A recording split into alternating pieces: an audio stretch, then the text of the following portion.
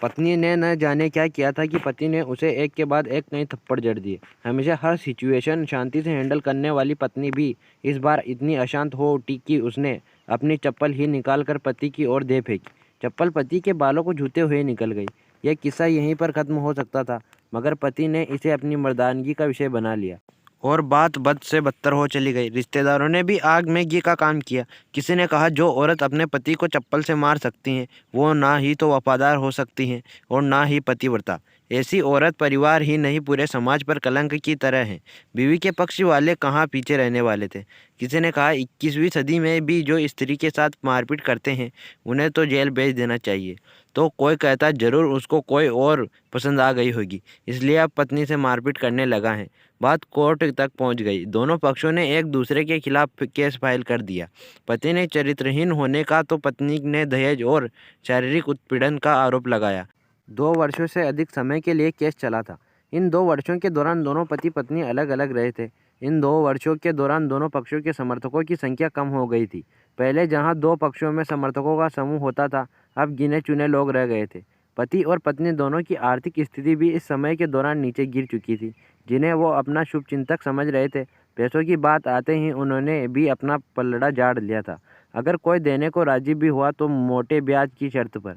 आखिरकार वही हुआ जो सब चाहते थे, डाइवोर्स। हर कोई खुश था, दोनों पक्षों के रिश्तेदार, उनके माता पिता और दोनों के वकील। लेकिन 5 साल की सुखद शादी और एक सुंदर बेटी होने के बाद मिले इस डाइवोर्स से पत्नी मुक्त थी और पति शांत। शायद ये एक इत्तेफाक ही था कि इस खुशी को मनाने के लिए दोनों पक्ष के लोग एक ही चाय की टपरी पर बैठे। आमने सामने इत्तेफाक इसलिए क्योंकि ज़्यादातर लोग जो एक दूसरे के विरोध पक्ष को सपोर्ट कर रहे थे वे एक दूसरे को अच्छे से जानते भी नहीं थे।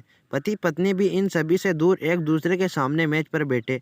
पत्नी ने पति से कहा, अब तो खुश हो गए ना, तुम्हारे मन की जो हुई है मुबारक हो, तुम भी तो आज जीत गई हो। मुझसे तालाक तो तुम्हें भी मिल गया है। पति ने कहा, तालाक को तुम जीत का प्रतीक समझते हो? पत्नी ने पूछा। पति चुप रहा। थोड़ी देर की शांति के बाद पति ने कहा, मुझे तुम्हें 5 लाख रुपए अभी और हर महीने 8,000 देने का आदेश है। अभी मेरे पास पैसे नहीं है, इसलिए हमारा मतलब मेरा जो सिटी में फ्लैट है उसे तुम्हारे नाम कर देता हूँ। पत्नी बोली, लेकिन उस फ्लैट की कीमत तो 18 लाख की है। हाँ, लेकिन हमारी बेटी तुम्हारे साथ है और आगे जाके उसके खर्चे भी बढ़ेंगे, तुम्हें थोड़ी आसानी होगी। पति ने कहा, नहीं नहीं, मुझे सिर्फ 5 लाख ही देना और तुम हर महीने 8,000 तो देना ही वाले हो। मैं मैनेज कर लूँगी। अगर 5 लाख नहीं है तब भी कोई बात नहीं, पत्नी बोली। दोनों फिर से शांत हो गए। पति सोचने लगा कि कितनी भोली और समझदार है ये औरत, जो कुछ समय पहले तक मेरी पत्नी थी और अब अनजान।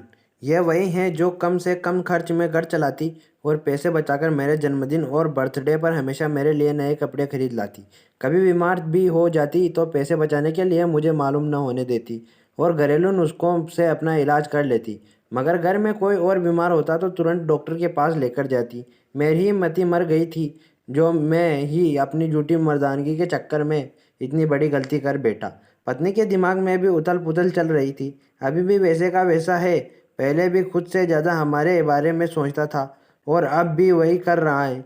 यह वही आदमी है जो मुझे एक्सीडेंट के बचाने के लिए खुद मोटरसाइकिल के आगे कूद पड़ा था। पता नहीं कौन सी मनुष्य गड़ी में झगड़ा कर बैठी। पति ने मौन तोड़ते हुए पूछा, अब तुम्हारे कमर का दर्द कैसा है? ज़्यादा तकलीफ तो नहीं होती? पत्नी हल्का सा मुस्कुराई और बोली, अभी भी होता है। अब तो पेट में भी क्रैब्स उठते हैं। वो तो होगा ही। तुम योगा या कसरत भी तो नहीं करती हो। अब किसी गायकोनोलॉजिस्ट को जरूर दिखा देना, पति ने कहा। तुम बताओ, तुम्हारा अस्थमा कैसा है? अब क्या अब भी दौरे पड़ते हैं? पत्नी ने पूछा। हाँ, पड़ते हैं, पहले से ज़्यादा, क्योंकि अक्सर इन्हें भूल जाया करता हूँ, याद दिलाने के लिए तुम जो नहीं हो अब, पति बोला। पत्नी की आंखों में आंसू आ गए और वो बोली, तुम्हें मेरे चरित्र पर सवाल नहीं उठाने चाहिए थे तो यह परिस्थितियाँ आती ही नहीं। हाँ, मैं जानता हूँ तुम बहुत अच्छी हो। मुझसे गलती हो गई, बहुत बड़ी गलती। मैं लोगों के बहकावे में आ गया था। पति बोला, तुमने भी तो मुझ पर दहेज का इल्ज़ाम लगाया था। वो बोला, गलत था और इस बात का मुझे भी पछतावा हुआ, पत्नी ने कहा। पति कुछ कहना चाह रहा था लेकिन हिचकिचा रहा था। पत्नी ने पूछा, कुछ कहना चाहते हो? वो बोला, क्या सब से पहले जैसा नहीं हो सकता? क्या मतलब? पत्नी बोली, मतलब कि हम फिर से पहले की तरह पति पत्नी बनकर, सच्चे दोस्त बनकर नहीं रह सकते। पति बोला, पर यह डाइवोर्स के पेपर पेपर दिखाते हुए पत्नी ने कहा, फाड़ देते हैं। पति ने अपने पास रखे डाइवोर्स के पेपर फाड़ते हुए कहा। पत्नी भी अपने पास रखे पेपर फाड़ दिए। सभी हैरान थे, वकील, रिश्तेदार और माँ बाप। पति पत्नी दोनों एक दूसरे के हाथों में हाथ पकड़े अपने घर की तरफ चले गए।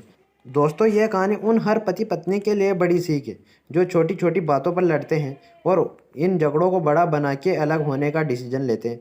प्यार और झगड़ा तो एक सिक्के के दो पहलू की तरह हैं।